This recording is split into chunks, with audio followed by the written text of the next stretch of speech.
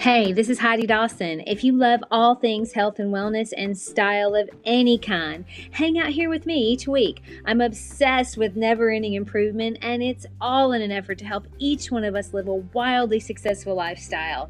Subscribe today so you don't miss a thing. Hi, guys. Welcome to episode 622 of the Wildly Successful Lifestyle Podcast. I'm Heidi, and as always, I'm super happy to be with you guys today. You know, I love doing these episodes because they keep me thinking about how we can level up our lives in the simplest, most powerful ways.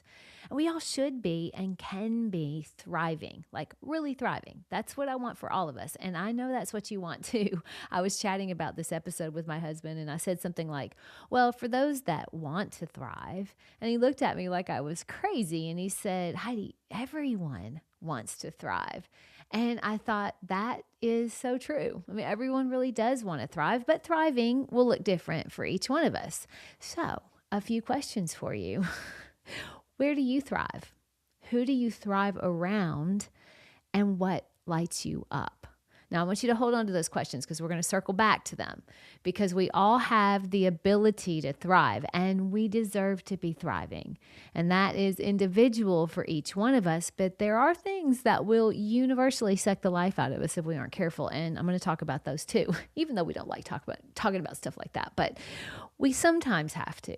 So I was thinking about thriving this week because my little sister, she's this incredible force, and watching her lately has been an eye-opener for me. I mean, she just got back from her regional sales meeting where her whole team gathers to brainstorm and plan for the year ahead.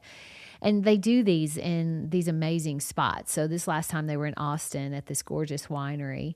It was only a few days, but I saw her absolutely thriving there, surrounded by people just like her, driven, healthy, young, all about living their best lives and pushing to be the absolute best versions of themselves. She just shines in that environment. I mean, she tells me these stories, and I love listening to them because I can feel how it just lights her up.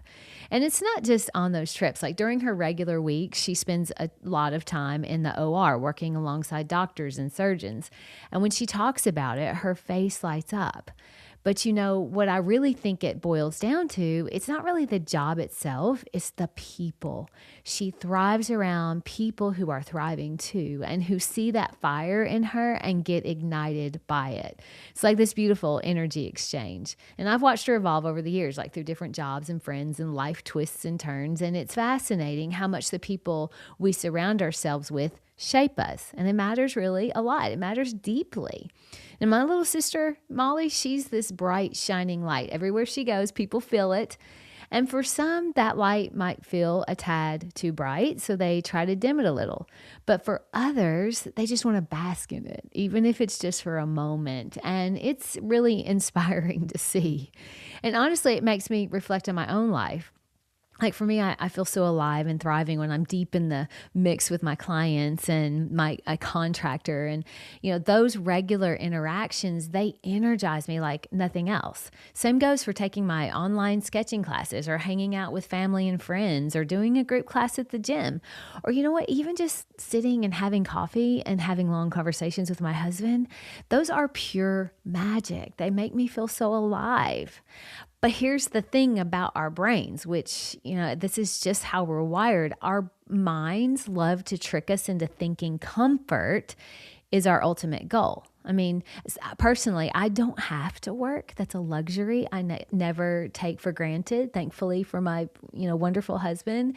But sometimes, especially on those high pressure projects where clients are trusting me with thousands or even hundreds of thousands of dollars to create their dream home, that can feel intense. So recently I am working on this kitchen remodel with a couple who they're so excited, but the budget crept up a bit higher than they planned, but they trust me to make it worth every penny.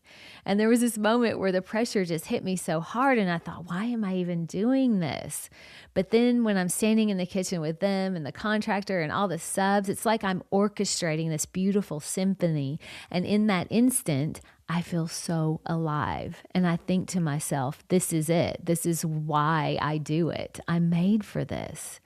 Now, if I let my mind pull me toward just total comfort, sitting at home all cozy, I'd end up feeling more drained and tired than ever. Now, why is that? Because as this monk I follow on X, he put it so perfectly, and I will never forget when I heard him say this. He said, "You're not home because you're tired. You're tired because you're home." Spending too much time isolated or just lounging around can absolutely suck the life right out of you. And you would think it would be opposite because you're like, no, I'm resting. No, it will actually suck the life out of you.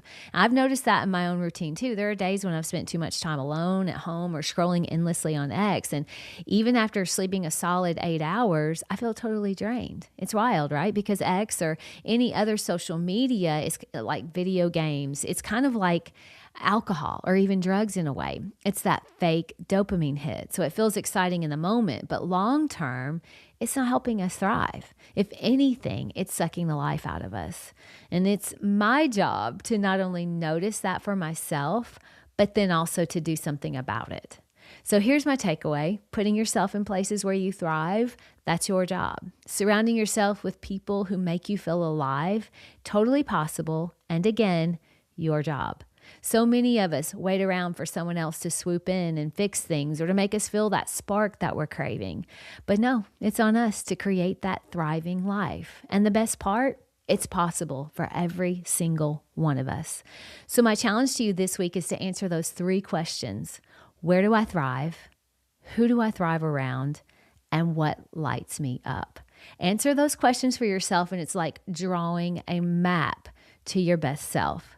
Sometimes we don't know what we want because we really haven't given it much thought. Answering those 3 questions will go a long way in being a recipe for how to light up your life. And like my husband said, who doesn't want that? Share this with 3 people who absolutely light up your life. I love you guys. I'll talk to you in a few days. Don't forget to subscribe and share with your friends because we're just going to keep going bigger and better places together. And I love that about us.